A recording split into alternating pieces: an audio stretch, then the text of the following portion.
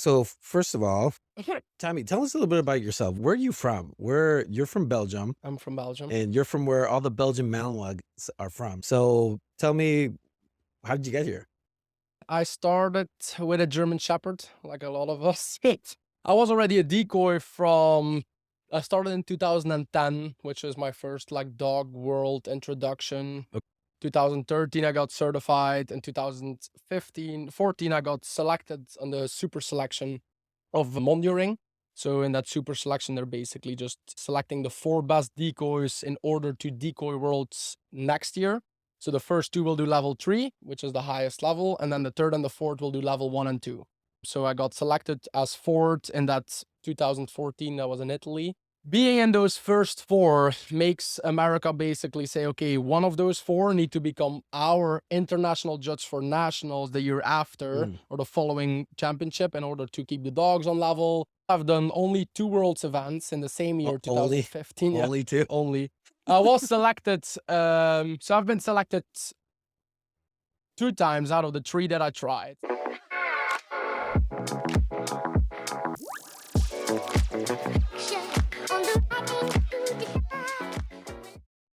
Hey guys, welcome back to the Dog Tribe podcast. So it's 2024, which is going to be a big year for Dog Tribe, and basically what I'm focusing on is building the overall awareness of the brand that we're doing. Also launching a trainer school, dog trainer school, focused on traditional continuing education for people that have been training for a while. That's kind of where we feel like our expertise is, especially working and collaborating with guys like you. So for those of you guys listening, it's what, January 6th, Yeah, right? you And tell me. it's cold. It's January 6th and it's cold as hell. And we're in Tommy's place in Birch Valley In Canine, Ohio, yeah, Dayton, Ohio, Birch Valley Cane. after training some dogs earlier today and getting all muddy and wet and everything. It was a good time. So Tommy, you're the first guest to this podcast. You're the Thank you. first guest. Thank you. I'm honored. You moved to the US from Belgium. You've are very, very talented at decoying. You've been training dogs for a while, but you're also like an entrepreneur. Like you have a business now. You guys launched a business Yep. here with your wife, Allie. And so you're kind of going through two different things, building a career and a name for what you do in sport and advanced training, and then building a business and establishing what you have here. And so hopefully here on the screen, when you guys are listening to this, we'll throw some images of kind of like your property, which is like literally a sanctuary or kind of like paradise for dog Thank you. trainers here in the Midwest. And it's great. And it's got a whole training field and jumps, outdoor kennels. And honestly, it's when you're here in the summer, when I was here in the summer to pick up agave, it was beautiful. And so we appreciate you letting us stay in your home and Of hanging out with course. us Thank and you. doing the whole thing. And so we look forward to training. But I really want to start from the very beginning of your career. And the reason being is because I feel like in my life, now kind of being in my mid 30s, I started really getting into dogs when I was 16. And so for a long time, I've kind of met a lot of different people, and some have been career changes, right? Some people like they're working in an office for 10, 15 years, and then they're like, I want to do dogs. And then there's people um, that have done dogs and moved around in different areas, never really committed to it. And then there's guys that are like you who are highly specialized guys. And it's, at least from my conversations, you're a very humble guy. You're like the underdog, like you like to say, you like to show with Yeah. your results. But you have an interesting story and you carry a lot of culture with you in terms of being from Belgium, but also how you handle training in Belgium, like training Belgian Malinois, doing protection training, MBBK, French, Magno. And so I really wanted to get your story because you're 13 years in to doing dogs, to decoying dogs, right? Yep. Everything. Like the Everything. moment I started, I jumped in the suits. And so that's a lot of experience and a lot of like deep practice, Yep. as we would call it, and in what you're doing. So tell us your story, man, start to finish. How did you get into dogs? Yep. Do the whole thing. We're here to listen. Yeah. So we started with a German Shepherd. My mom wanted a German Shepherd, and my sister honestly was the person from the 4 in our family who wanted a dog. I want a dog, I want a dog, I want a dog. She begged for it for years. As long as I remember, until I was 12, 13 years old. We didn't have a dog, but we begged for a dog. Right. My father was not so into dogs. My real father, not Philip, but also Philip. They're both named Philip. So at one point, okay, cool. My sister knew a German Shepherd Showline breeder out of her classroom. So she did something animal direction in school, like animal Mhm. care. So one of her friends was a professional German Shepherd Showline breeder. So we got a male from that litter. Ended up being a great family dog for us, right? Obviously, not Mhm. a sport dog like we hoped it would be. And he had little issues left and right, but like later down the road, dog that I learned on like incredibly, right?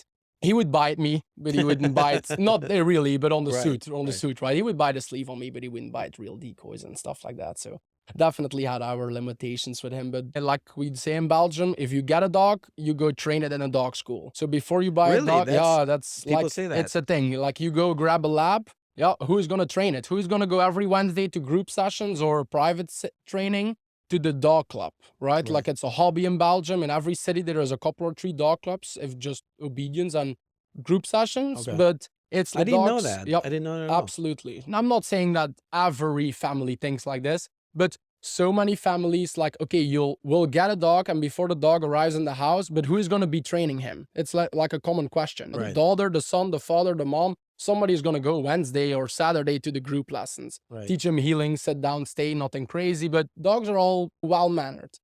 So my mom and I and my sister, all three, it was like not enough dog for the three of us. Oh, we all wanted to train a dog. And we went to the nearest club that did bite work. So there was in that time a Rottweiler IPO club. And that time it was IPO 13. And that was like a 10-minute drive from my house. So we went over there, saw a bunch of big Mhm. Rottweilers doing IPO. So we spent there until my dog was like 6 months old. And around 6 months old, there's one guy there in the club who has a Belgian Malinois. Right. And the dog was trained for mondiering, and the guy didn't live that far from the club and used this club field as a second field, basically. So he would have a club in Wetteren, where Mhm. where eventually we went and I stayed. But he went to train his dog in that club and then used that field where we trained the IPO Rottweiler club field as like a secondary field to Mhm. train his dog, some obedience and stuff. But we could tell, hey, this dog is trained differently. Right. Like, Different skills, just yeah, perform different differently. level. Showing Yeah. off, I assume showing off like that. Not necessarily, right? Eventually, that wasn't even the best trained dog Huh. from that original club he came from, but we thought it was wow. I'm not saying the dog was trained badly, there were others who were way better. So, and that guy says, hey, I mean, I don't want to peel you off of this club, but feel free to go look somewhere else. Like they're working a little bit more shepherds, Belgian Malinois shepherds, German shepherd, Dutch shepherds. So yeah, we said, let's go over there. And my mom and I went over there, and random people just hanging over the fence, just watching. And I see dogs doing escorting in between the legs. Mhm. I see dogs jumping the palisade. I see dogs doing esquive attacks and Right. esquives. And I can literally imagine or remember the guy was Jimmy Foster catching the mom from my first Malinois. So Mhm. in that time, that dog was like a year and a half, 2 years old, and she was doing escorting in between the legs and doing some attacks, and they were doing some esquives. And like I've vividly remembered that picture. I Right. can drive back to the club and show you where he caught the dog. Like that's how good I Is remember it. impactful. Yeah, yeah, that first day very much. And Philip, little guy, is not too tall. He has a mustache. He has a very, very crazy impression Right. from himself. Like when you look at him and he smiles, you can tell you're welcome. He has a warm heart, super warm heart. He always had. So one of the first, oh, okay, you guys want to come train here, and let me see what you can do, right? Philip would never say, can he do this? He just say, let me see what you can do, and no judgment. So my mom did some food stuff and this and that. So little fast forward, we spent most of the time there, right? Like we felt, okay, these guys are just training a little different level. No blame to the other club, but that's just how it And was. I'm Better level. I do have a question about the clubs that you're saying Yep. before we get too far off from it. So, like in Belgium, it sounds like it's very common for people to train their dogs, right? Yep. Probably a very everybody's really aware. Is there like like different methodologies in training? Do you have clubs that are like strictly kind of like positive or Yeah. more lean that Yeah. way? So, but we have the same worlds. We have the all positives in that corner, and we Right, have the right, all right. negatives in that corner, and anything in between. Do you guys have a Yes. lot of animal rescue or dog rescue We in have a Belgium? lot of shelters. Okay.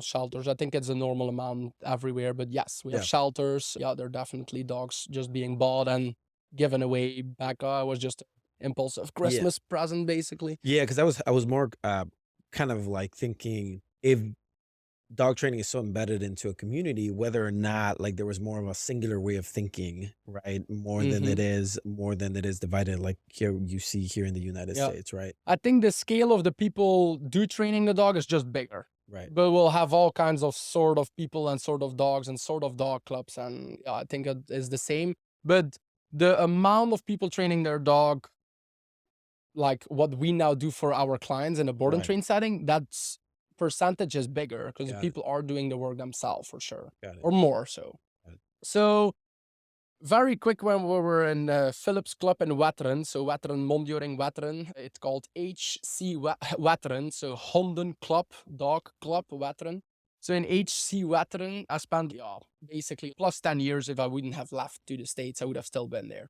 So 2 or 3 trainings in, Philip was like, hey, do you want to get in the suit like we do? Because like he could probably tell like I was looking very like desirable, and already in that IPO club, I was wearing the sleeve. I caught literally a dog that was my age, like a 13-year-old Rottweiler.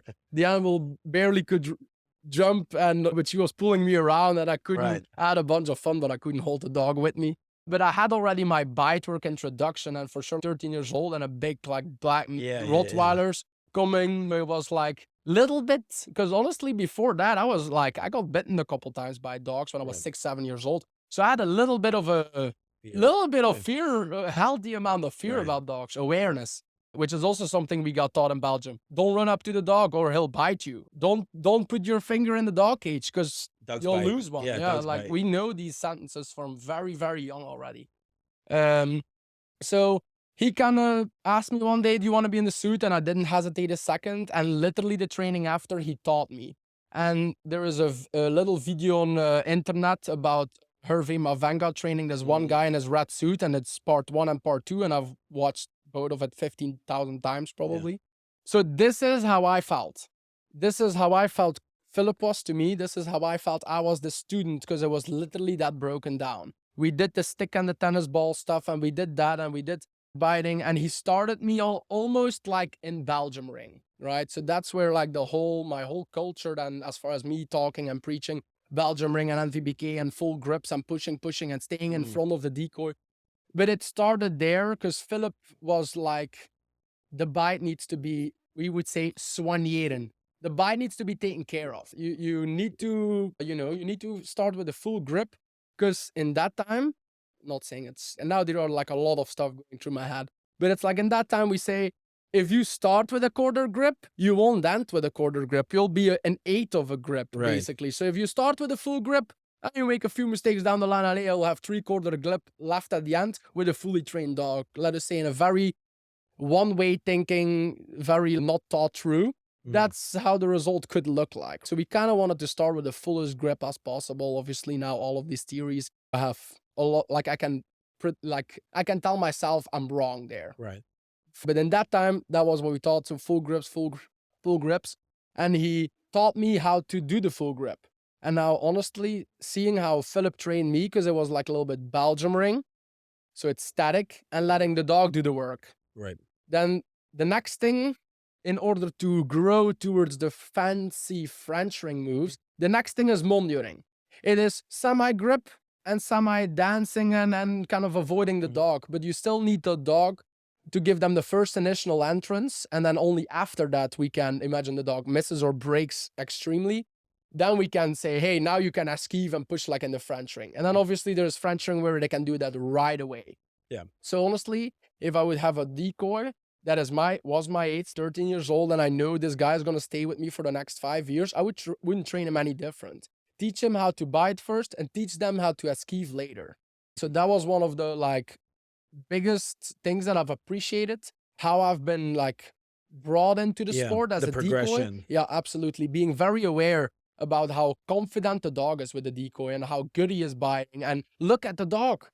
How much do you think of that experience, that thoroughness in experiencing dogs, or that thoroughness in coaching, but then the experience of you decoying dogs in the kind of like a high state of arousal? How much of that has impacted your training? Because you guys do pet clients, right? Mhm. So has it helped you? Do you understand dogs differently because of that? You learned aggression Yeah, yeah, first, yeah. Yes, and yes. then obviously Yeah, everything's after, I would yeah. assume. So, and I obviously it needed, let us say I might have needed a couple of years in the pet dog industry to Mm, really get like, all right, this is really what they want, right?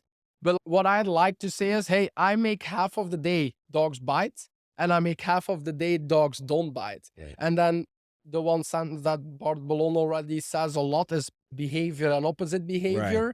So just putting all of this together over the years, I'm like, wow, that's literally what I'm doing, right? Yeah. Why is my dog biting and nipping? Well, you're putting him on a harness, and that's exactly how I make those guys bite. So yes, Yeah. a lot of stuff training a Labrador, Mhm. let us say, made then a Malinois more sense in my head. If that, you Right. know what I mean? Like training a bunch of pet dogs also made me a better sport trainer, and training a bunch of sport dogs made me a better pet dog trainer. So because it all connects. Right. It's all the same. Um, so very, very young in that club, like 3 times a week, right? Like from 13 years old, basically from the year 2010 until 2000. So in that time frame from 2010 till, let us say, 2019, went 3 times a week to the club in Wetteren. Mm. Then we talked about it earlier. If I wouldn't go to school or wouldn't go to work, these were 10 to 12-hour days just training Yeah. dogs. We had 40 members a year.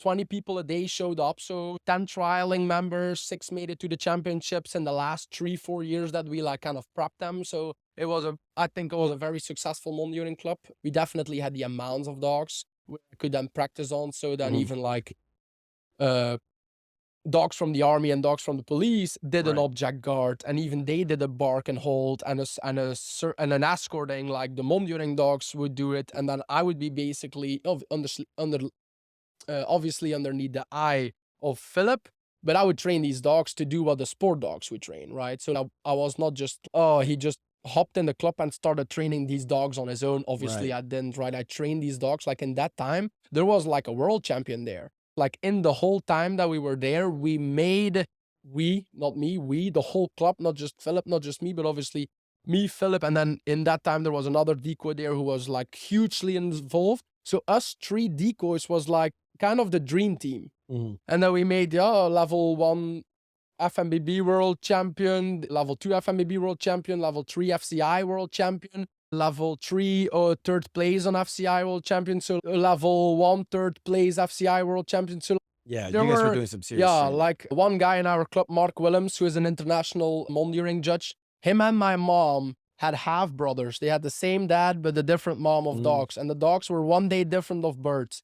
And one year they both went to level 1, and he was Belgium champion in level 1, and she was vice champion. And the year after it was level 2, and he was Belgium champion in level 2, and she was vice champion. So the dogs were consistently, Right. Progressing. yeah. So these are things where I'm like, I'm proud of that. And we really, yeah, I mean, we trained 3 times a week for 10 hours a day. Like all of these people who did make it in the sport were there 3 times a week, Right. 10 hours a day. And there's no shortcut. There's never Yeah. a shortcut to get to where you want. I was telling this to Brittany the other day, where it's a lot of the times people think that, hey, especially in dog sports, we got this one dog and now we're going to succeed very heavily. And sometimes people join the sports or they cross over from different sports and they do really well, right? Yep. And they do really well, but it's no one really looks at how much time or how many years they've dedicated to Yep. doing that, because that's really what it takes to win, right? Anybody Yes. that I've known that has been successful, specifically in PSA, which is what I'm involved in and do, like for example, Janet and Katie Jordan, to mention two, and they specifically spend significant amounts of time training. It is like part of what we Your do. Is life, yeah, 100%. lifestyle. It's a Yep. lifestyle, and I think that you can't you can't get there without having a good solid team, and they're very careful to like who they put who decoys their dogs and who they collaborate with, and it's kind of the entire picture or already parts of the picture working together to achieve that goal, and that's what it takes 3 times a week. Yep. And obviously that's made a major impact for you as a decoy, because you've picked up some serious skills. Like obviously we were talking about Oso, our dog. He looks the best on you than he looks on anyone else, right? Thank And you. we work with a lot of people with experience and decoying, but every time you work them, there's just a level of zenness. You know how to read the dog, you know how to work them really well. And so obviously it's put you in the position you are now to be instructing professionally. But what was so you had mentioned in our conversations that you had another mentor, right? It was a Yes, Christoph. yes, yes. So Christoph Joris. Yep. when did you move from the club that you were at to them training with him? Yep.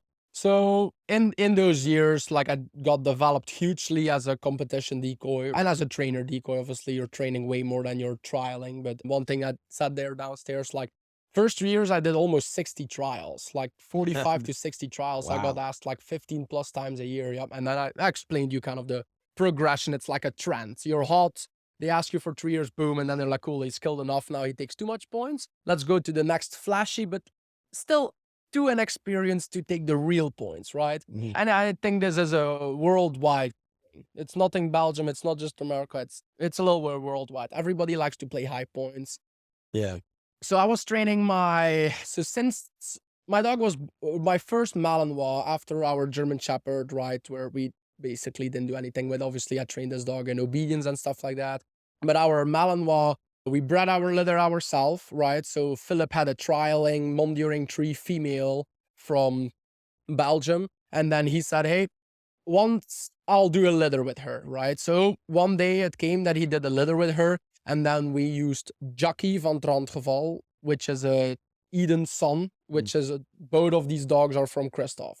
So that was like not my first connection or awareness about Christoph. I knew names like Barcelona and Christoph Joris maybe in the first year of dog sport, right? If you're good like these guys, your name does Yeah. circulate in the whole In world, the world. right? It's not just that one club.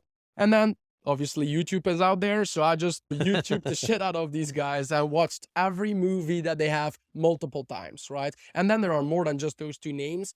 I went through every Monduring, every French ring star, maybe NVBK trainers, right? Mm. From the whole world until I was sick of it. And I'm still not sick of it because I'm 27 years old Yeah, and I'm you go still back watching to it and YouTube watch them. videos. And I bet you I'm still watching the same that I started Mm. with.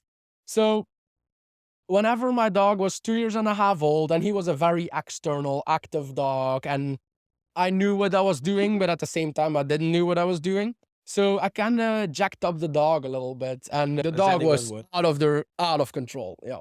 So he had a little injury, and he needed a rest for 2-3 weeks. And then that week that I brought him back into training, he was completely out of hand. I did not know anymore how to control him, and I tried everything, or at least what I thought was everything. And I said to Philip, "Hey, I hit my ceiling. I cannot go further than this. I don't know how to fix this. I know it's fixable. It's you can make it better, right? So the biggest problem was control and the bite work and defense. Basically just externalism, going Right. over too much RPMs. So I say, hey, I know this is not the strongest dog in the world. It's a very strong dog, but it's not the strongest in the world. It's impossible that I would own that one.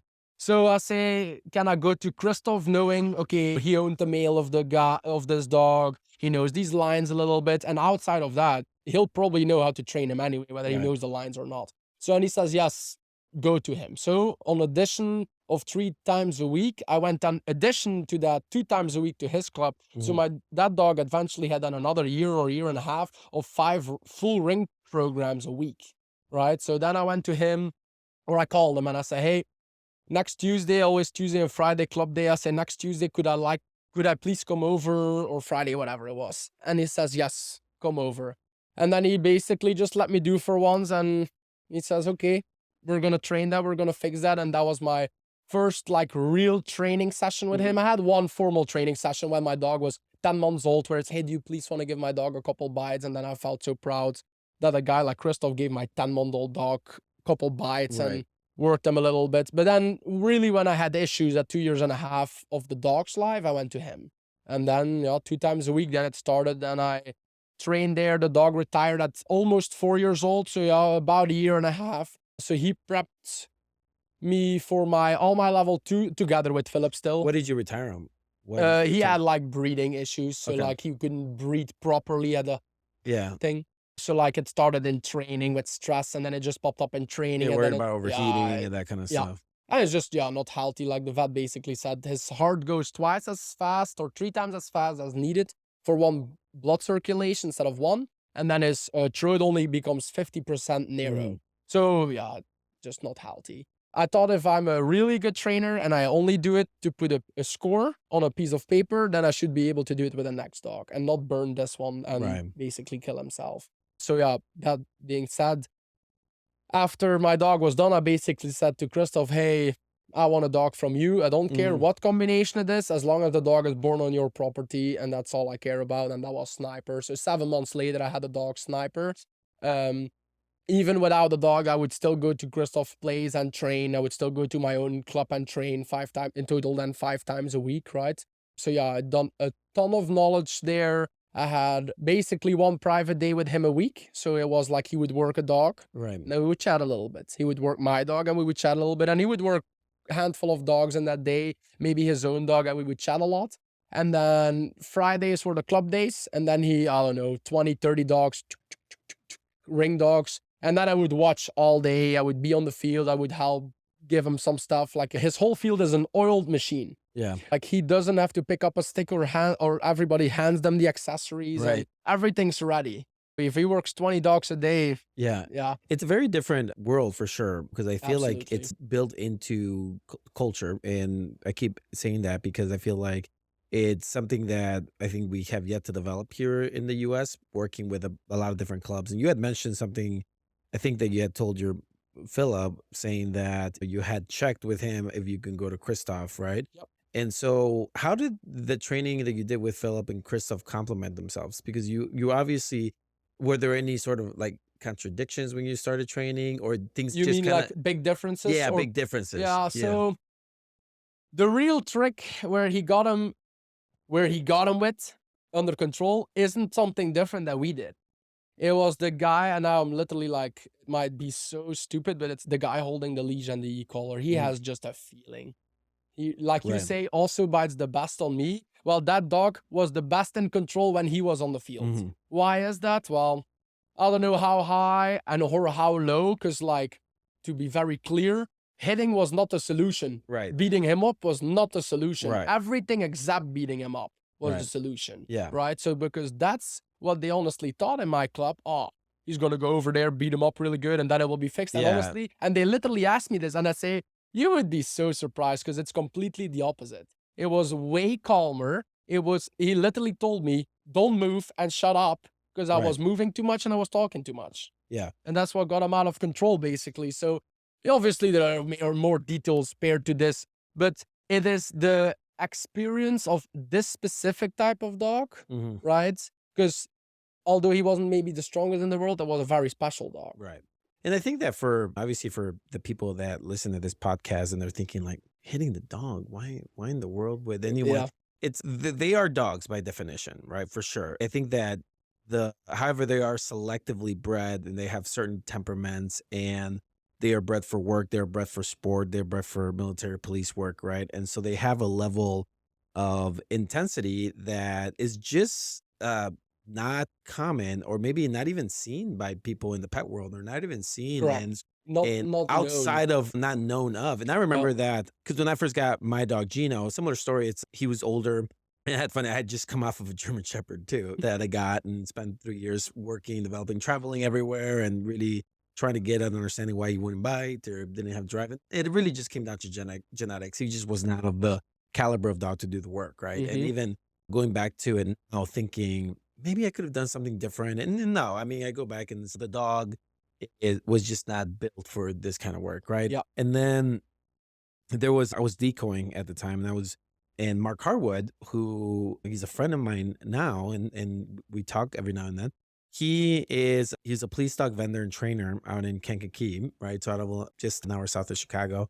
And so he had known me through the grapevine. He's, hey, I need a decoy. We're assessing a dog for SWAT, and we got him in, and so we need someone that can work him on the sleeve and just help me handle him. And so I happened to be in the area dropping off my German Shepherd because I had found him a new home, right? Mm-hmm. So he was going to live on the farm, and somebody that he was a gunsmith that was going to take him on, and just he was going to go with him to the shop and all sorts of stuff. And so I went to decoy this dog, and that was the first time that I saw that level of drive, right? Because I Mm-hmm. had already been doing PSA for a little bit. Some like local, maybe like Pet Like Malinois or of the sort have been coming, and we've been trying to put together PSA pictures and drive development and just screw things up, right? Mm. For the dogs, because that's all you Yeah. can do at the time being, Uh, and do the best you can. And so, um, so I remember they brought that dog out, and he was a big red Dutch Malinois cross. It was King PV dog yeah, out of yeah, House yeah, Peg Lines, yeah. and he was beautiful, gorgeous dog. And he just came out and he walked right straight past me. He's yeah, it was this guy. Didn't care. Went to the back tie right, and I remember cracking the whip for the first time for that dog, and I saw such a man's drive, come Mhm. forward, and I remember, um, you know, just kind of being a little concerned about like this dog's raw nature, right? It's like when you first experience like serious drive like that. Until this day, I do see it in some dogs, but it was just one of those dogs. Maybe it was just because I was really just starting to deal with really intense dogs. But it was just like the anger and the aggression in the Mhm. barking Mhm. that Mhm. was like foaming The and spitting at you. The intensity, yeah, intensity is yeah. like, oh, this dog wants to kill somebody. And so at the end of the day, he failed the assessment mainly because after we worked on bite work, we wanted to see if he can hunt for some toys in the tall grass, and the only thing he wanted to hunt for was Right. me, right? So I went back in my truck and I sat there until we finished the assessment, and then the SWAT officer, myself, and Mark were standing there under the shade. It was so hot that day. We're really not going to take this dog because he's got a lot of work to do, and Mark looked at me, he's, "Well, do you wanna buy him?" And at the time being, Somebody? at the "Well, do you wanna buy him?" And so at that time, I decided that and my wife was so pissed about that. I was like, "You know what? Yeah, I'll take him out. I'll confirm with my wife, and I'll drive home, and I'll let you know by tonight that whether I'm gonna pick him up or not," right? And so I went home, talked to my wife, we fought about it. I ended up getting the dog, and she was really mad for a long time about that. But I remember taking him home, and I put him in this little crate that I got at the Farmer Fleet, I think Farmer Fleet, and we drove home and got him straight out of my truck, and as he came out, there were some, like, 2 little girls and a mom walking down the sidewalk, and he lit up at them like crazy. Like, he was just going, like, barking like he was in prayer, and I was like, "Oh, shit." And, like, at that time, I had already been training for I don't know, like, I've been doing dogs for about 10 years at that time, and so I felt pretty confident in taking this dog, but that dog was a dog that humbled me because as a trainer, you learn to work with food, you learn to work with different tools, and sometimes dogs need correction or dogs need to be redirected or stop that behavior, Yep. right? Counter condition, finding an alternate behavior, whatever it was, right? And so when you exhaust those specific things of if you're looking at it from positive only, if you exhaust the hey, let's trade this for a treat or let's ignore that for an alternate behavior, or you go through the motions, ultimately you end up in that corner where you're like, well, I think I need to correct this dog, right? And I think that that's kind of where we draw the line in kind of like seriousness of dogs, where like a dog goes from like a dog that is a pet dog, and then you have a dog that can be a high powered working dog, which is if you correct this dog, he might turn around and maul me. And Mhm. so at the time, I was very proud of my ability to just be like, "Hey, this dog tried to bite me and keep him away from me and put him away," or this dog tried to bite me and I interrupted and I stopped them. You can't bite me. And so Mhm. I was very proud of my physical ability to stop dogs from attacking me and Yep. dealing with really behavioral cases, just kind of throw myself at the wolves. But I remember with this dog thinking, wow, he's much stronger than I am. He's faster than I am, which I was like, oh my God, like this dog. And then on top of that, he probably had much more stamina than I would if I Yeah. got myself in a very serious Right. situation, which then all you have to think about is all you have is intelligence. I just have to be smarter than this dog Yeah.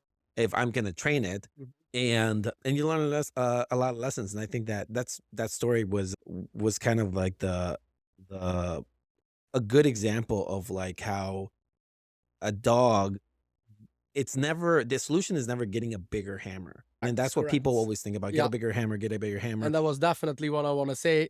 The solution was not the bigger hammer. Yes. And you destroy dogs. And then every now and then people find themselves in a very odd scenario where that dog goes and gets their bigger hammer. And And they then they always have a bigger they one. always have a bigger one. But no, that's a good point, especially and so I just wanted to point that out for people listening because it's not like there's like dogs that are bred for very different things that are not pet things and are not living. I have my dogs at home, Mona, Frito, that lounge at the couch. Even Agave. Agave is a very different type of dog. She goes in the house and she's perfectly fine, meets strangers, not a problem. And then you have dogs that are like, hey, you know what? Gets out of the car. He's a police dog. He does these specific things. And then some can live in the family, some can't live with families. Gino, anyway, so Gino ended up going to SWAT. He's in Iowa and the SWAT team there. And he is with this super jacked, tall, like over 6 feet dude.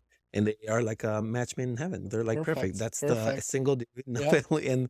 But anyway, please keep going. Go ahead. Yeah, no, tell me a little bit about like kind of the differences in training and what you learned from working with Christoph versus what you learned working with Yeah. Philip. So it's just this podcast, or your school, it's going on education, right? So it's not that I didn't learn the right things at Veteran, at Philip's place, let us say. Let's call it Philip's place. It's not that I learned the wrong things, but this specific dog was maybe not handled in that specific club yet with those Right. specific situations.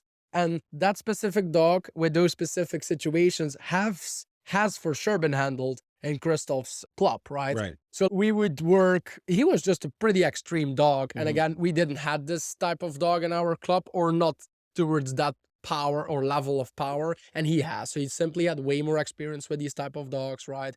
He has run through these scenarios multiple times. So he sees it. I hope that I can say that. Just like I see a dog right now and I see a person walk and I would say, well, do it this and this and this way, and he won't do it. He just looked at me and he says, well, do it this and this and this way, and he won't do that anymore. He did clearly say, because he was 2 years and a half, hey, I can't fix it. I can help you. It's a year too late, right? One of my coworkers that I used to work with, Gina, always said, catch the fuse before the explosion. But Yeah. that dog exploded way before I tried to catch the fuse. So it's too late. Any dog that has gone over that line, it's too Mhm. late. You can help it, you can minimalize it, you can deal with it. You cannot get rid of it, Yeah. right? If we're talking about like super extreme What behaviors. was the problem that you're experiencing with your dog? With him specifically, like in the defensive handler, like we had too much control issues. So I'm just running a 2-minute scenario basically, where I go sit down twice on a chair, go to that chair, sit down,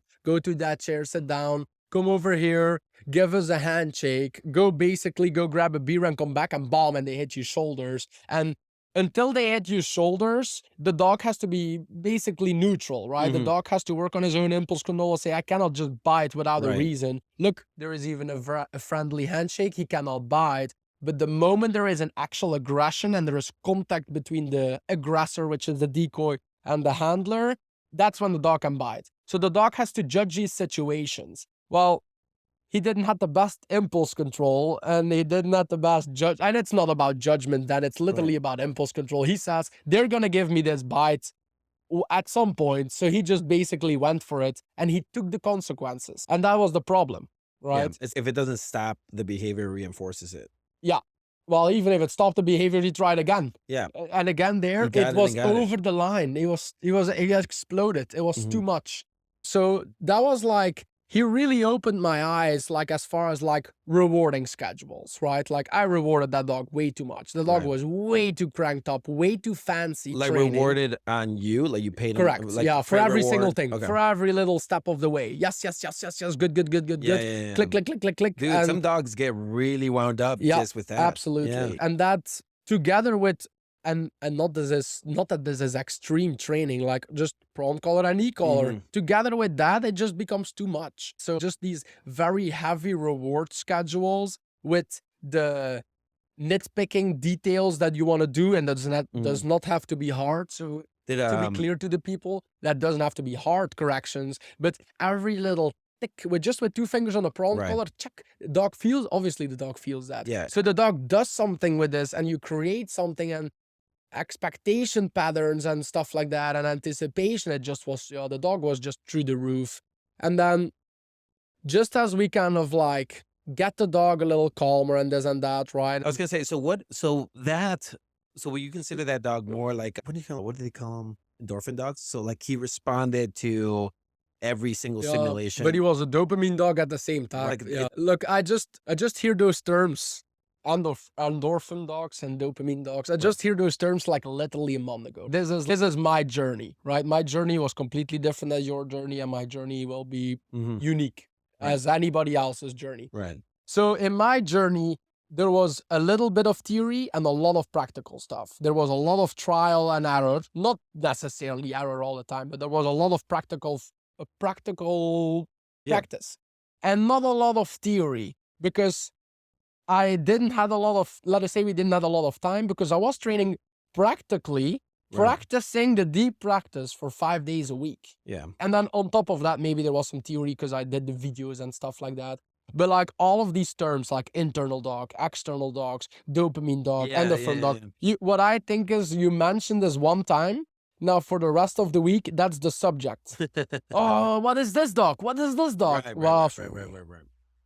Right. well, obviously it matters and it's good for people to know, but I've just not been raised with terminology like this, right? Not at all. But I think it's important that, because I didn't really, I mean, I feel like I put my hands on dogs for just about 10 years before I really started saying or labeling behaviors or labeling cues or labeling markers or really Mhm. understanding why it is that what I did worked. And I Yeah, think, yeah, but as it's really helped me as an instructor explain to people why what I do works absolutely. because of the Yes. terms. And people are so familiar with the terms. I feel like to some detriment, like people are more familiar with terms now than actual Yes. dogs they train, right? They spend And more time like knowing the terms than actually spending time with the dogs and training them. that's a little bit what I want to say. I have Right. nothing against these terms. I have Mhm, nothing against people who use these terms. Absolutely. Because just like universal language, super important, mhm. right? So we're all on the same page. We're all speaking the same language. But I've never stood still and say, oh, what is this dog actually? Obviously, I stood still. Right. Why is this dog doing this? And why is this result working or not? Or why is this result coming and not this result or whatever? I definitely think about this. But like I did not get necessarily stuck with naming the child. Right. Just work it. And I did feel like, hey, if I did this, this works. And if I did this works, right? But if I would have known the terminology earlier, I could have maybe answered you better what type of dog I was Right. trying what I'm Well, I trying don't to think it say, I right? feel like even those terms are within a certain community, right? There's not always certain terms only exist within certain communities, Correct. Yeah. right? And I think that that's kind of what we're getting at here, which is important for that community, but it doesn't always translate for, it's not really universal labeling or universal language, Yep. right?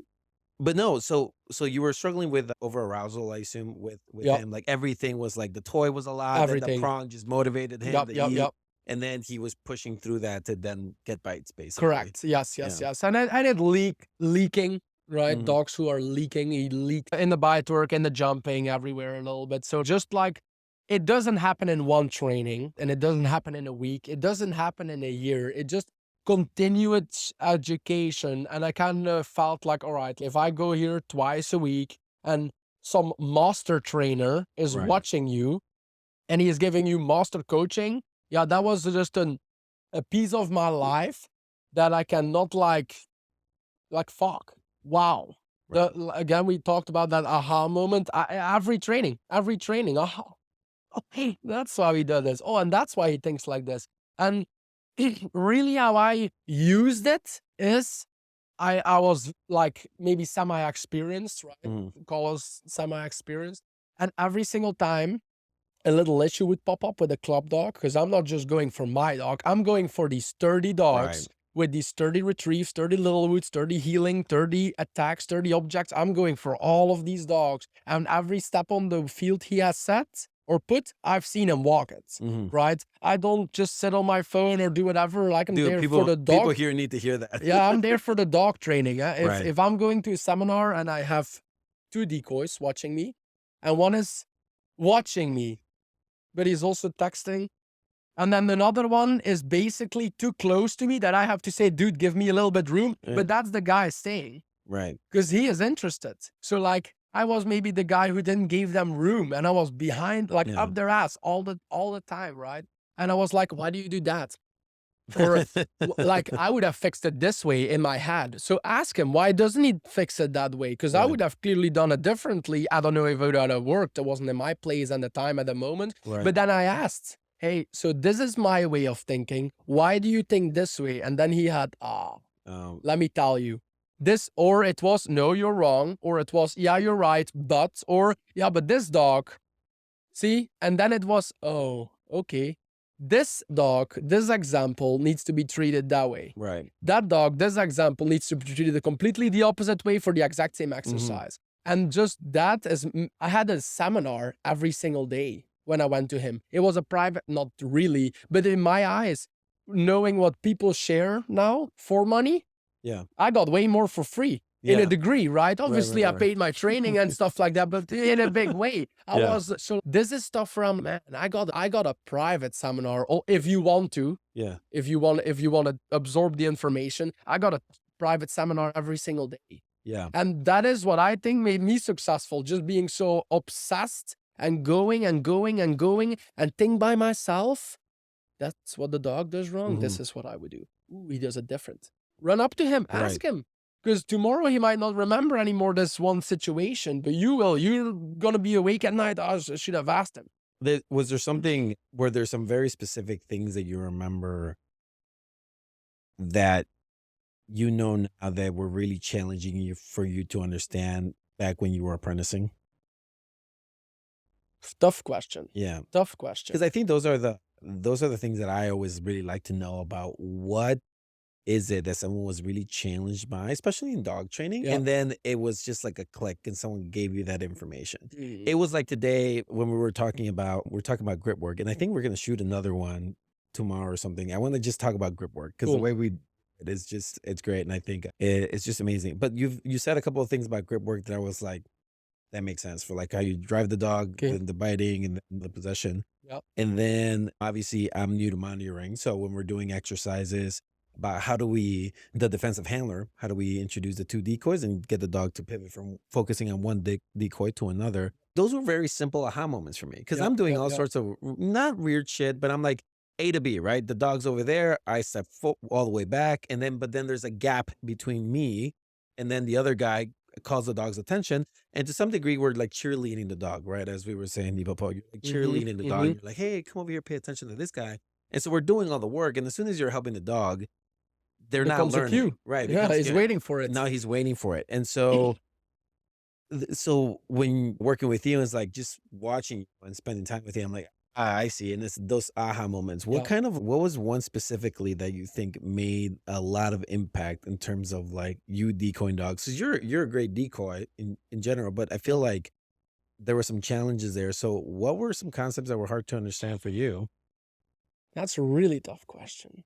Like over the years, clicks happen, and I do think if you're in dog sport for 10 years and you haven't like it clicked a few times, then something's Yeah, wrong. you're in the wrong. Right? You're in the wrong Yeah, group of yeah. people. You're not going out enough. Yeah. So yeah, I don't know. Like I also do believe if you're going to a seminar after, in my case, after being in the sport for, let us say, it could be 3 years, 5 years, 7 years, like there will be aha moments, there will be clicks. But if somebody after 10 years in the sport, if somebody blows your mind so drastically, it's like, that shouldn't be.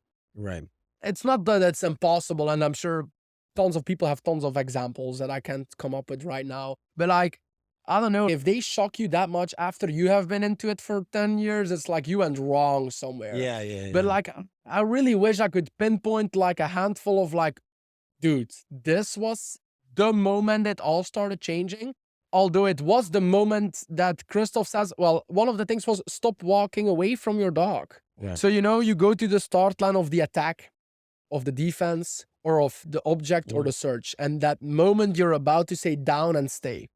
And then the decoy attracts and you say attack. Let us say we'll simplify just attack. Well, I walked up to the start line and I told him down and I walked a half a step away and he had to suck in. And I walked a whole step away and he sucked in. And I would walk away and he would have to come with me. Mhm. And then I would say down, sit, stand, down, sit, stand, down, attack. So I'm doing all of these random behaviors later down the road. Not saying it's wrong, but I shouldn't have done it that much. Right. Because now this dog has so much anticipation in the start line then he starts showing me all of these things. So he Right. starts jumping, he starts barking. I tell him no, down, and I make another He's step doing a stand backwards. and down, like his behavior change, all the behavior Yeah, changing. it was not necessarily, yeah, but basically. And he was like jumping forward and forwards and backwards all the time, back and forth, back and forth. And I would correct him for it, and I would walk away to make him suck in more. But I'm see what I'm doing? I keep making him move and I keep making him Right. move. Where he said, dude, stand still. Why do you think your dog is gonna stand still if you don't even stand still? Right. So this was the first thing he told me, that very first training. He told me, you created a dancer. Yeah. That was it. Yeah. Because of that, because you never stand still. You're always tripling away. Dude, And the and dog is always seeking, like looking. And yes, I want my dog to look and I want my dog to seek to me, but it was too much. yeah, And it's he always gonna be expected small constantly, things. he's gonna jump away, he's gonna jump away, he's gonna jump away. And just my dog having that much basically anxiety about Mhm. me running away from him and him staying stick to my leg, that was one of the bigger factors, not the biggest factor, but one of the things that just got thrown onto the pile of this is what caused him to go out of control. Yeah. So It was almost like the unseen things or the things that we aren't aware of that are causing us the problem, right? And correct. I think that's something that now I stop and think. I literally stop things and say, okay, if there's something I can't figure out and I start putting too much effort into figuring out why, I feel like I've already done it wrong. Like I can see what you say. if Yep. I'm sitting there thinking like, why is he doing this specific thing? Why is this dog doing X, Y, and Z? And I'm sitting there, what? Like if I'm forcing myself to figure it out, I'm going to come up with a more complicated solution where I feel like most things, specifically in dog training, excuse me, are very simple solutions. You know what I'm saying? Like you were saying, like it's Verschueren, yeah. almost like we were talking putting dogs on the bite table or dogs that are frantic on the bite, and you're like, well, you put them on the table and they're so frustrated. And if this dog is prone to frustration and then leaking in the bite, if you're worried that he's frustrated and stressed on the bite, don't frustrate him and then More. put him on the bite. Do you know what I'm And saying? then think he's gonna bite calmer and Right. yeah, Because some people think that creating such drive before the bite, then the dog releases that stress and frustration on the grip. And that's not always the case in dogs, as it's not always the case in people, right? Very few everybody's got their own like different stress releases. Everybody's got their mhm, own hobbies or wants or how they decompress. And I think that it's I find a lot of similarities in dogs where some dogs like to possess, some dogs like to run away and parade the thing and run around it. Some dogs, once you slip, they're literally on the ground and they're possessing it, right? mhm, Um, and so some dogs, when they are very sensitive to the handler and just very sensitive, they get chewy and they come off the grip, they get worried, right? Because that person's on top of them. So every dog's very different. correct. Yes, But yes. but I think that that's kind of what I mean by if I'm trying too hard to understand the problem, I'm probably overdoing it. Yes, yes, yes. Yep. Um, that's something Christoph would say to me like pretty recent. Like we were talking about like training and stuff like that, and he basically said how I am as a person right now. If I have to, and it's not that I won't think about how I'm training my dog, Mhm. but it's if I have to break down my training before I'm starting the training and really plan on how I'm gonna train my dog, that shouldn't be like that. Right. It should be all feeling at this point. And this is then again feeling and terminology. Right. So difficult. Because it's like, why do you do that? Oh, Jesus Christ. I don't even know the terminology, why I'm doing that. It's, I just done it before. Or I felt that it would just be the right thing. And that comes like partly with if you train your dog 3 times a week and or every day, Mm. yeah, you will start having a way better relationship with your dog and kind of seek these moments quicker. Ah, but he needs this. How do you know that? I don't know. He Right. told me. I don't know. The dog, I just know the dog. And then eventually it's classifications. These types of dog, these types Mhm. of dog. Oh, let's try it the same. Oh, guess what? It actually starts working. Or a little different, but yeah. Yeah, or combining, and then eventually you combine feeling with terminology, right? And Yes. and And in the like beginning, I had my own right. terminology, which probably didn't make sense. But in my head, I would have called them certain things for sure. There was that's what I think about negative reinforcement all the time because people think about pressure As in pressure. as in pressure, and it is, and I think that pressure has so many different meanings for so many different dogs that eventually I've kind of determined it as like it is something that a dog has to feel uncomfortable enough to act on.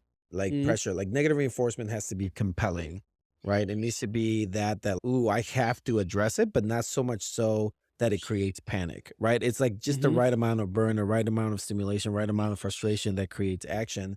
And that's where I feel like you combine terminology with sensation or feeling, right? Like when you're working a dog and you're applying pressure on a prong, say to motivate a dog to get into the place.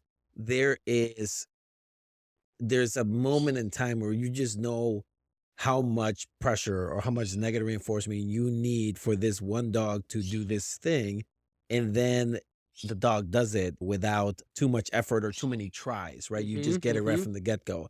And that's where where I feel like terminology meets feel is when you can kind of get it on the first try and then also label it what it is and be able to display it to people. Because a lot of times, like people say, look, I'm pressuring, like, and say they're using the prong collar, but the dog's like, I don't really care or I don't really know. And mhm, so I think that that's where some of that confusion is, and that you get sides of the table that know the terminology really well but they don't know the feel, right? Like mhm. you were saying. And then you get people that know the feel really well, but don't know the terminology, right? Correct. And then you get the confusion. You get them in the same room and they can't agree on Yeah, what is yeah, what. yeah, yeah, yeah. Because for a long time, I've definitely been on the side where, well, I think I was the side Mhm. on not a lot of terminology and a lot of practical Right. practice. Yep. So kind of picking up, so where did you go from there? So you were training with Christoph, you were training with Philip, and Yep. this is 5 days a week.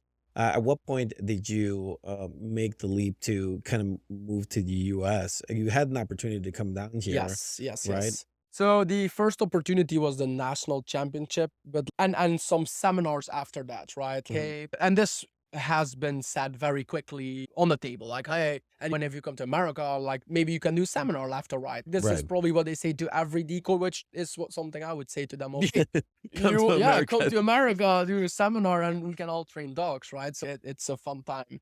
Um, but I was already doing some seminars in Europe, right? So I had people in Romania, Austria, and Spain that I was very regularly with. So I would do which very regular 2 seminars a year, but Mhm. that's pretty regular. So I had already some me teaching somebody, and I don't really want to show. Hey, I was maybe also 4 or 5 years in the suit. I wasn't really teaching them anything new, right? Right. I just told them stuff they didn't hear yet, and I just heard it from somebody else. And I saw stuff because every seminar I went, I came back smarter. Right. Because, hey, those guys in Austria, they were doing stuff I didn't know about. They were doing this. Hey, those guys in Spain, they're doing this. And the guy in Romania, he does this. And you're like, okay, but then I put it in my head. I make my own terminology off of it. And I'm like, well, that's actually just what I'm doing, but it's in different forms. So, but you start, okay, not everybody trains the same. Like, and again, this is my unique journey, how I got all my terminology collected together and all my experience and all of that stuff is I've done a ton of seminars or workshops. Mhm. I've done a couple in Belgium in my club, and then again, these 2 a year in those countries for a couple or 3 years. And then me talking to David, obviously, I talked a lot with him about dogs and the business part of the pet dogs business Right. and all of that. And I'm like, okay, this American culture about dogs is completely different than in my Mm. case, the Belgium culture, the people buying a dog and saying, hey, who's gonna go to the school with the dog? Where here they buy a dog and you know that Right. story, and then it takes sometimes right away. People are very good informed.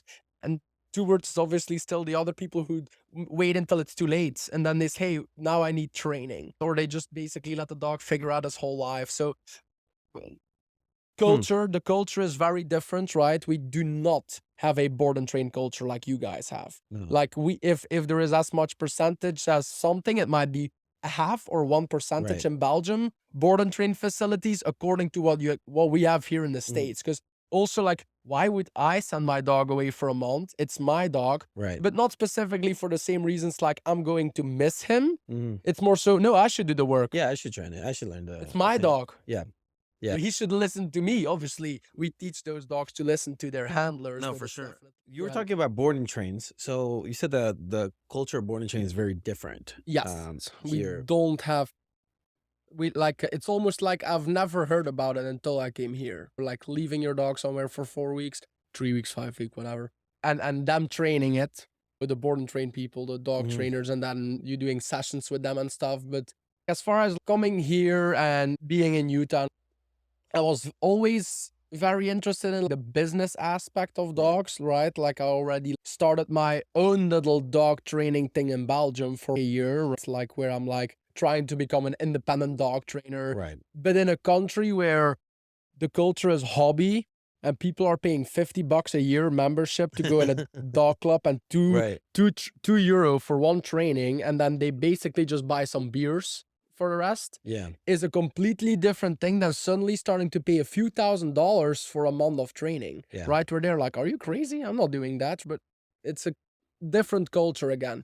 So I was definitely very interested in this part of the culture of the business of America, and Mm. let us say. So they say it's like a country of opportunity, and for me, I thought, okay, this is a big opportunity, and Yeah. I still see it this way. I still feel like me with just the things that I like to do with the dogs and the skills that I think I have with dogs. I think I'm in my right place here. Yeah. I could have not done this in Belgium. Yeah. No, the market here in the United States is huge. And I think there is a trickle down effect to Latin America where, at least where I'm from in Mexico, there's boarding and training facilities too now. And I'm from like this small little remote place in Mexico. And so the closest city, yeah, it's got like boarding facilities and doggy daycare, which is completely new Yeah. altogether.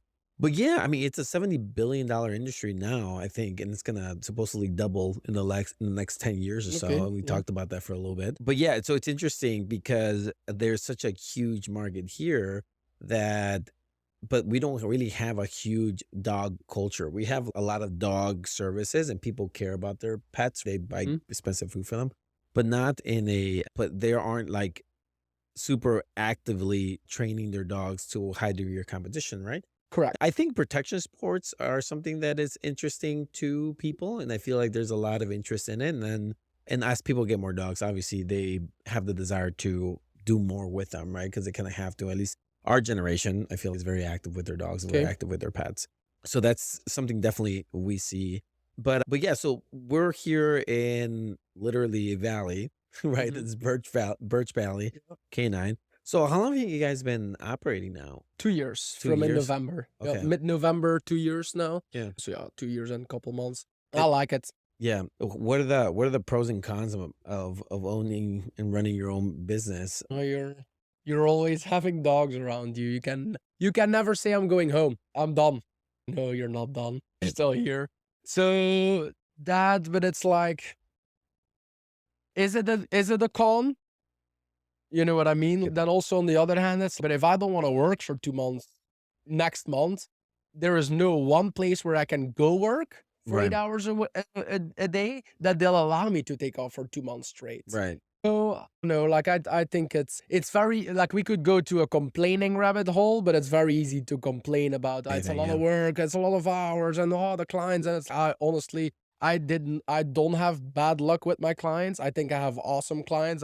I do not have these horror stories from people calling me at 1 a.m. and texting me 7 times a day. I just don't. Yeah. I don't I think it's know. I also the type of just person that you are. I mean, from the moment that I met you, you're pretty like straightforward guy. Kind of you say it like it is. Yep. But I think that also weeds out a lot of the people that maybe I don't want to say a waste of time, but into things that like nonsense or other Mm. not willing to really work with the dogs. Yep. And I feel like in dog training, you kind of attract the customers that you have, right? And so Yes. I've noticed that over the years where I've never had bad experiences with clients. I've been in dogs since 2007, and I've never had a client. I've never fired a client. Yep. Never fired a client, and we've seen thousands of, I think over 15,000 clients in the last 16, 17 years. So we're Mhm. very Mhm. fairly busy.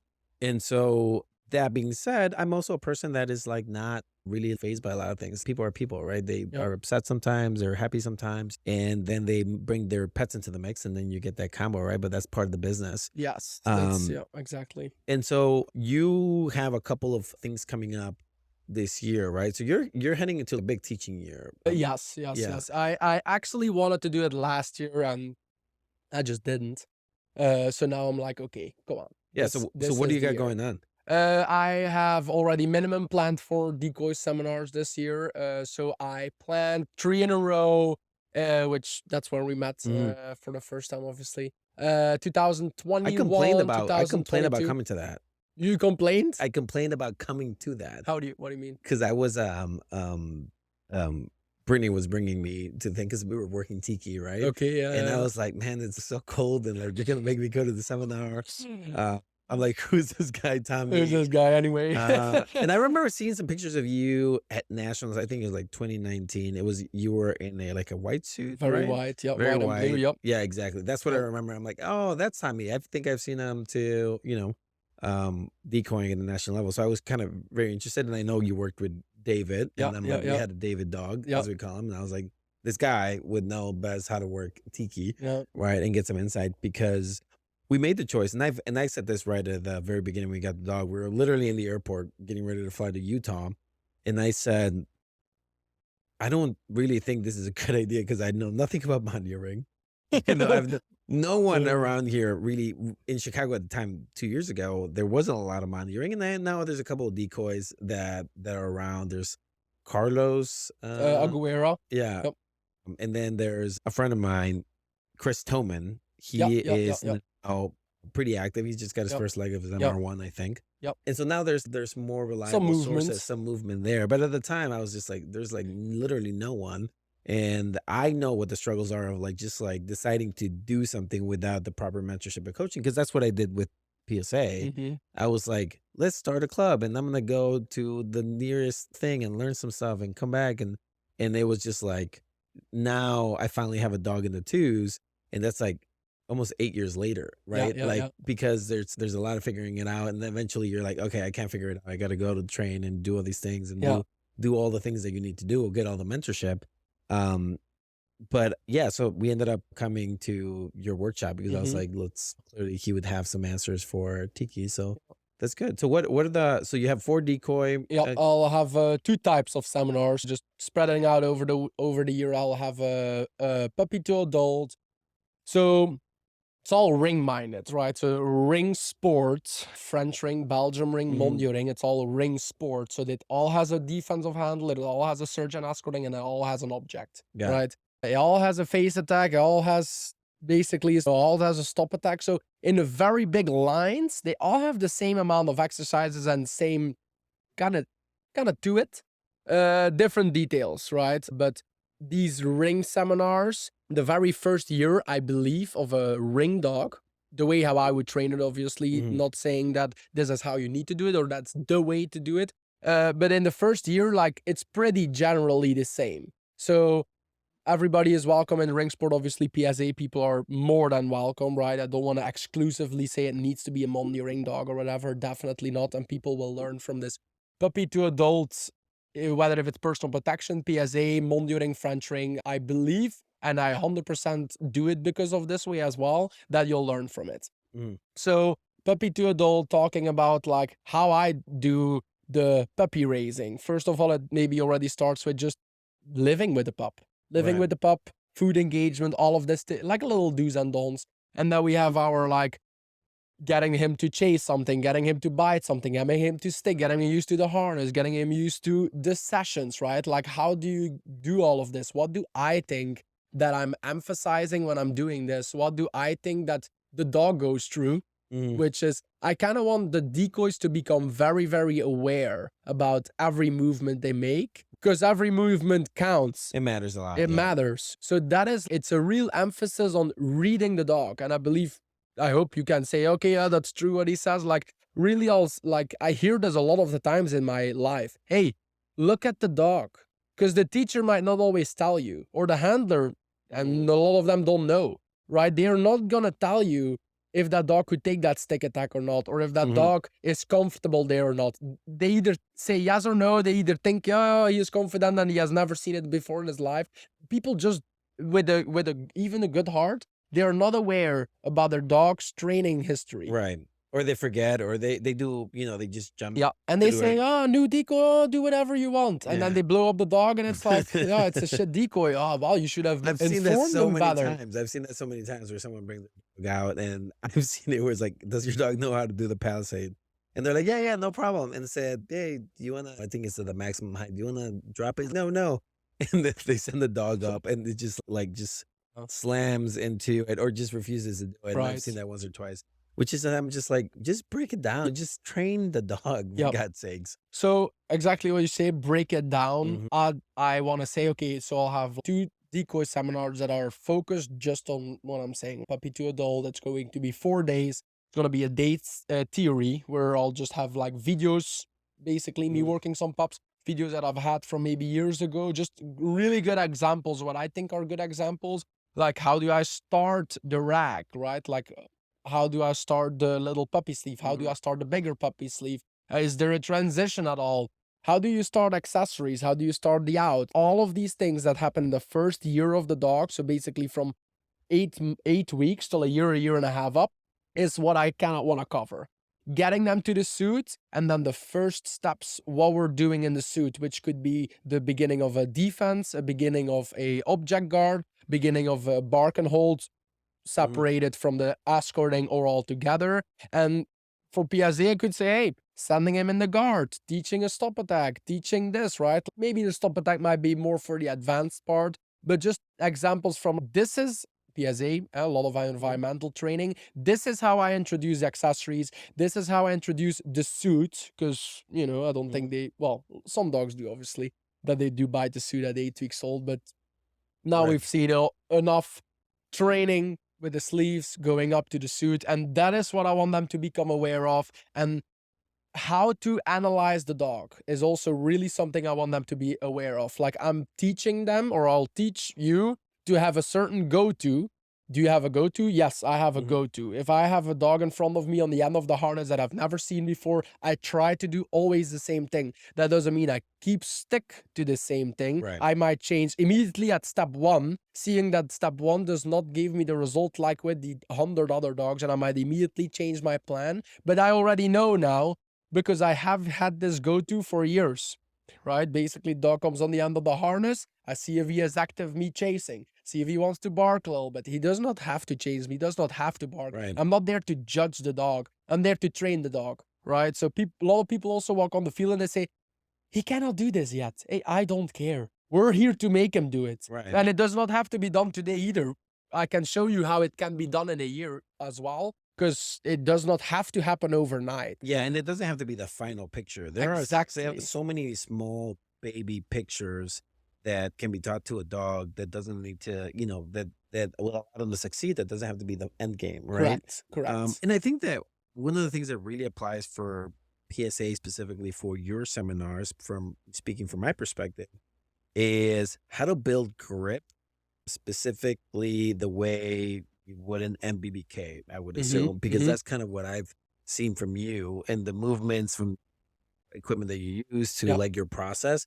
If you really want a dog that has a full grip and it's a nice strong grip, like I would say your approach is probably one of the best that I've seen out there Thank you. for sure. Like I've seen it and I think it works really well and it makes a lot of sense. I think it removes a lot of confusion from working the dogs, right? Because you're putting such an emphasis on the small details that they're doing that then allow handlers to make or have that click experience where it's like, oh, I completely understand what you're talking about. Mm-hmm. Oh, I see how this impacts the dog. So Yes. I think I've seen a lot of that from your decoying and from the coaching, at least you've done for me. So no, I appreciate that. Yeah. But I think I that that's appreciate that too. so when are these seminars?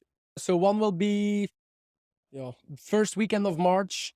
I'll have one in April, will be more towards the end. Then I'll have one if I'm not wrong, beginning of June, and then beginning of September. So I definitely on purpose wanted them to be known basically a year in advance so people can plan for it. Like it's those 3 seminars I gave last year, or Mhm. almost already 2 years ago. Like it was like 6 weeks in front that people can plan for Right. it. So I'm like, okay, I have to say, okay, this year, these weekends, it's gonna be done. Then second seminar will be like, so the first and the third will be puppy to adult, and the second and the fourth will be a more advanced seminar. So after nationals in Monduring Nationals in Vacaville in last year, I gave a decoy seminar in Santa Rosa, which was the advanced part of it. That was only a 3-day one, so I kind of want to cover one more day. So it will be a similar 1 day of videos, theory, kind of going over what we're going to see in the next 3 days then. Mhm. And in those next 3 days, I really want to cover like a lot of bite work, and basically that will be like suit only. So not, okay, my dog, excuse me, my dog doesn't bite all that hot on a suit, but I'm like, okay, but this is the more advanced seminar. So it's like, how, not just how do I teach an object and how do I teach an escorting and how do I teach defense, but that will be the baseline. We'll start there. That will be the start of the seminar, how we started. But then very quickly, I want to start talking about improving, right? Right. Having a couple dogs in your club that are like, yeah, they escort, but I can also still find holes in order to run away and Right. create this huge amount of distance in between of us. Like, how do I get that better? Not just like, how do I make my dog heel like yours or retrieve like yours? How do I make it escorting like the best of the world? It's Right. okay, I want to teach that. I want to teach how they make their club dogs not being able to run off, make that much meters on the next trial. So something I enjoy hugely the day of today and is if a decoy tries to take meters or seconds on my dogs that I've either owned or I train them and they can't do it. That's super satisfying for me. I see them thinking, I see the dog working. I know exactly however that dog's gonna turn in reaction from whatever the decoy is doing. Yeah. And I can already read like that he Yeah, will but never get rid of or get away from the dog. So this is super satisfying for me.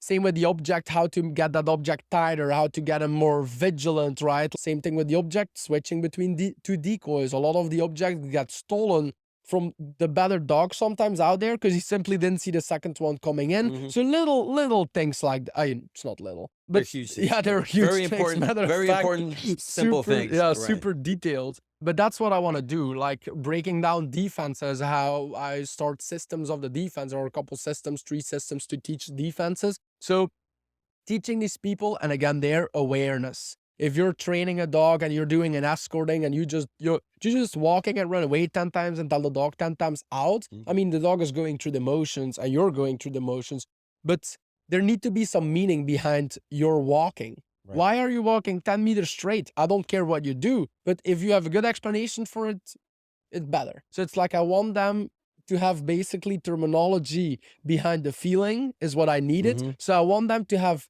reasoning behind their movements. If you're doing an escort or an object or an accessory That's so attack in a important. certain So way, important. you better have a plan behind that.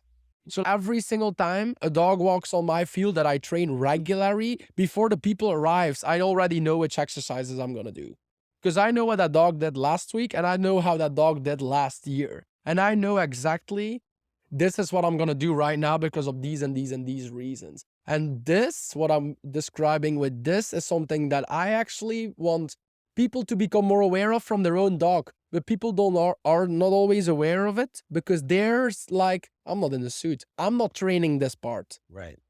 But you're not gonna train just with your own home decoy all the time. You're gonna go once on Fabian, and Fabian will ask you, hey, what did your dog do in the escorting last? And you're like, I don't know. My decoy is doing that. Be like, okay, wow. Well, now we're gonna Your limitations. You're right. having limitations because of that. So, and then bragging about myself, but I'm really good in remembering what your dog did last week.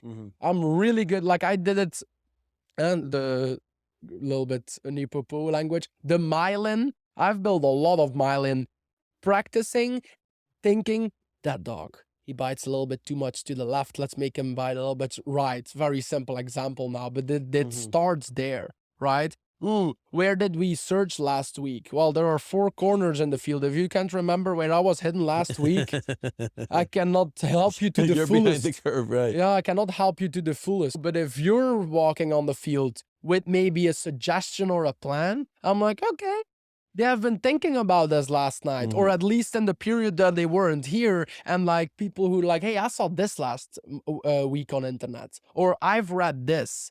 I love this. People are aware. People are doing more research. Philip and I traveled again. I did 60 trials in the first 3 years. It doesn't. Wow. It could be 20.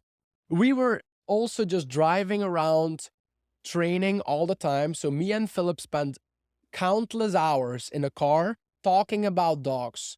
And a lot of the times I say, hey, look at this video. What do you think about this? Oh, well, this is this guy and it's this system and he does this and this and this. Okay. Well, see what I'm doing there? Besides the 3 or 5 days a week I went to the dog club, I also invested a huge amount of time watching YouTube and breaking down the movements of the decoy and the dog, and the flinch there and the ears went flat there and the decoy there did that movement, and that's what the dog did after that. And then I went to ask a person that I knew who knew more about Right. it, what is this all about? And if people come to me with this type of intensity, I'll give you Right. 200%. It's not that I don't want to give those other people not 200%, but you are motivating me. Mhm. And then the client Well, should you're move, helping. well, Yeah, like client or the member of your club, right. or the people, let us say in our cases, our wives, not that they are the power behind us, but you need a little bit motivation between the two of you, a little bit fire. Hey, let's go figure this out. And not just, Not just one person I'm dragging gonna the other send him person. again and search and bark, and he does the escorting with you, and he does Yeah. great, and it's You gotta improve you gotta push the dog further, but also and it when comes with, sorry for interrupting, but you need to push the dog further, and it only comes with you being aware what your dog's limitations are Mhm. and being very realistic about it. And not thinking that your dog is the best of the world. And no way that I throw that pillow, he'll flinch. No, like he'll absolutely flinch. But you realizing he'll flinch will make you a better training and will make it actually a better dog. Mhm. No, for sure, and I think it's like, working with handlers that are willing to put in the work to plan out their sessions and also want to be successful, right? They wanna Hmm. succeed, they wanna see their dogs grow because very quickly sessions could turn into, like, exercise for the dog, right? And that's not what we're here about. Like, Correct. we're not Treadmill is exercise yeah, for the dog as fetches well. Yeah. exercise. We're not like human tuck toys, right? And Yep. we're not gonna do things that aren't gonna add up to a greater goal or success for the dog.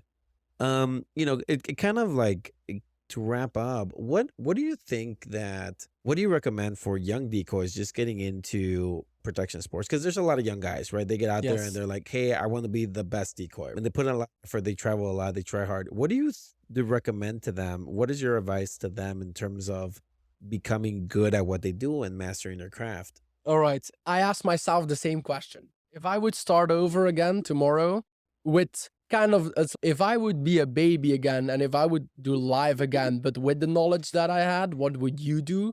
I would find one trainer Hmm. and stick with one trainer until you either hit one of the two ceilings, either yours or the trainer's ceiling, because that's eventually what I've done. I've done one trainer, Philip, 9 years until the moment, or 8 years, whatever, right? Until the moment that I think I'm a little bit at the ceiling, and the ceiling I mean I don't have more solutions or newer ideas or stuff like that. And then you need to go seek out on your own. But that Hmm. doesn't mean you cannot go seek out on your own before that. But what is dangerous is that you go to 10 different seminars and you're Oh yeah. changing your training 10 different times because that guy last week told me to do it this way. Dude, that's so common. So So that common. is it's more so that's the biggest mistake. So definitely don't do that. So it's so difficult. I want to say follow your gut feeling, but I if would say you don't stick know, you don't to know. yeah, I like the idea of sticking to one I person, like one that too. mentor, Yeah. because the amount of time you will save by understanding something completely, understanding something completely, it's tremendous. And there's a lot of times that you'll collect so much information that you'll create confusion. You'll, spend a lot of time stress figuring things out. And the more you change things on your dogs or your dog, the harder it will be to reach that greater goal, right? Hmm. There's a lot of different ways to train dogs.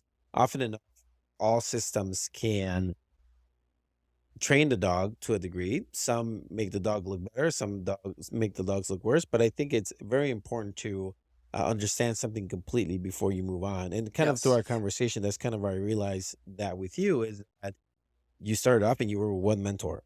You know what I'm saying? Then you Yep. moved on to the next mentor. Now you are like a contributor to the dog sport Yes. world. And I still go back to those two Right. mentors. So like there, obviously I could say, hey, it's easy. Find the best mentor. Mhm. Okay, who's the best mentor? If I don't know in which world I'm coming in, if I would do horse world tomorrow, I don't know who the best mentor is. But seek out the best of the best. Go look out. Like, you're not gonna tell me if you're looking around on internet for a week straight, 24/7, you're trying to find the best trainer, dog trainer, or horse trainer in the whole world, that you're not gonna get close. Mhm. You're gonna get somewhere high. It does not, maybe not the highest of the highest, but you're gonna find somebody decent or Right. more better than average that can teach you. And what I also like there, if you have the chance and you can build up a relationship with this person that you want him to coach, he's going to start knowing you as a person. He's going to start knowing and kind of have a little database in his head of these are his limitations, this is where he is good at. Mhm. And then whenever you come up with these new ideas, they can kind of guide you better because they also knows your thought process. So Micah was one of my coworkers at David's, and he was a younger decoy. And sometimes he told me he wanted to explain something, a thought process. And he says, no, I'm not going to say it. That's probably wrong anyway. And I say, no, no, say it. Because if I know how you think, I can help you way better. If I know why you read the Mhm. doc, quote unquote, wrong, right? But I know what you were thinking. It's like a deliberation Right. almost, and then I can help you better in the future. So me and Christoph and me and Philip had this relationship hugely. They knew me, and I live with Philip. If I would be here, I would still live with Philip. So he was my stepfather. So he knew me so good that we could work a dog. We could work the whole club day without talking to each other, and everything was timed perfectly. Mhm. We knew. I knew when to let the dog go. I knew when to pull. Knew when to let him back in. I knew when to tap the this and the tap the that. I knew when to send them. I just knew because we have done it a million times. So now when you come up, like they can trouble solve you better. They can troubleshoot you better. Right. And then let us say you have a certain average knowledge now. You're like 50, 65% there with this one guy you stuck with. Mhm. That's the time to go excel. That's the time to go out and go to different people because they're gonna tell you something that you wouldn't understand in the Mhm. past 5 years. But now it is an addition to whatever you already know. And then there are gonna be connections or just additions to it, like, oh, this comes after this, or oh, what this guy said and this guy said. Well, this third guy now, I'll put that piece, put it in the middle, and now this makes Mhm. all sense. So it's difficult to pinpoint an aha moment from Philip and Christoph because maybe I had an aha moment with somebody completely random, but Right. Philip and Christoph gave me 99% of the aha. And this 1% was just somewhere in the middle. It connected. I'm like, oh, that's what it was. Right. There's a book called Mastery by Robert Greene. I think if you're into reading books, or if anyone's into reading books or listening to them, it's a really good book. And it just talks about what is the process to becoming a master in something. And it talks about the apprenticeship phase, then the exploration phase, and then the master phase. One of the things that talks about the apprentice phase is that in order to be a good apprentice, you have to be a good match for your master, like your coach. You It has to have click. to, it has to click. If it doesn't click, you're not really getting the benefit. And you also, and this is kind of more important now, especially in something that's craft, but there has to be a mutual benefit. When you are being mentored by someone, they must benefit from you to some degree, Yes. right? That is so important about being mentored by someone. You are there, they are teaching you, and because they are teaching you, you are also benefiting them to some degree, right? And there's Yep. got to be that mutual understanding. But it's really interesting that you said that because there's a good chance you probably never read that book, but the everything is kind of like exactly what you had Yep. I mentioned, can count all the books that I read on my one hand. So yeah, and definitely didn't read that one. then after that, it really talks about going out there, exploring and collecting. Once you've really understood the process, the initial process, and Yep. to a good degree, then it's time to go explore, right? But you Yes. really have to extract as much information as you can. And then eventually there's a level of exploration. You got to go out there and combine all those ideas. You have a strong foundation. You go out there and put together your own ideas and test them, and that is kind of you're gonna contribute to the overall pool of knowledge by mastering this skill to a different degree, right? Mhm, mhm. And that's definitely something that I've heard you say, but it's so important for young people to coming into the industry as dog trainers, but also young people that are need decoy because decoy is a very it's a dangerous thing, you know what I'm saying? Yes.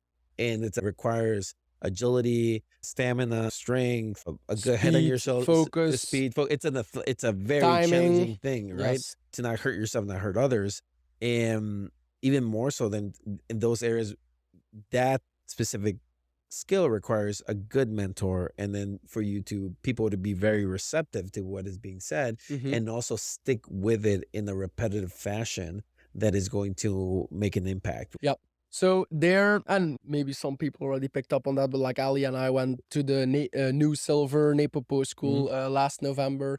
So one of the big things that they want you to do is read a book, The Talent Code. Yeah, And it's a good book. it's a great book. As I'm reading it, I couldn't put myself in a better example. Mm. Okay, I had the ignition. Okay, I had the deep practice, the The deep mind practice. building, and then I had the master coaching because these people were were master coaches. They were. Right. So I'm like, man, that's what I did. And then okay, it takes 10,000 X reps or 10 years.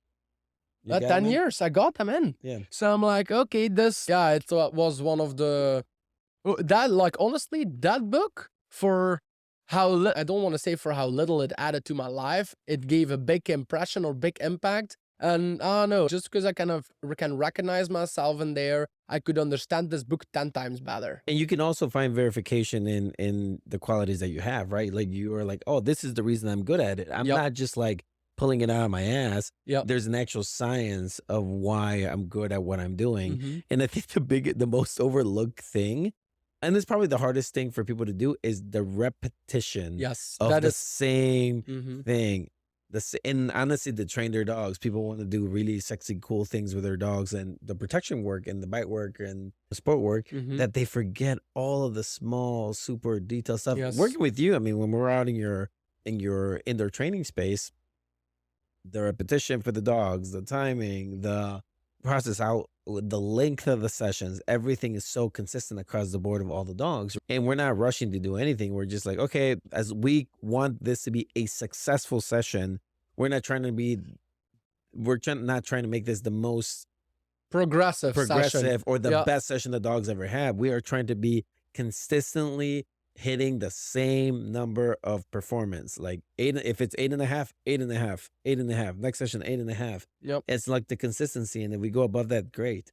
But I think that people forget that all the time, and Hmm. also people under or misunderstand the length and the amount of repetitions it actually Yep. takes to solidify a skill for a dog. Yep. They do not understand how many times, and it is very long, Hmm. right? So honestly, I got pretty humbled with Sniper because I was a freak training Roy, right? Mhm. My first Malinois. I trained him even outside the club another You're two just times, trying. training him basically every day.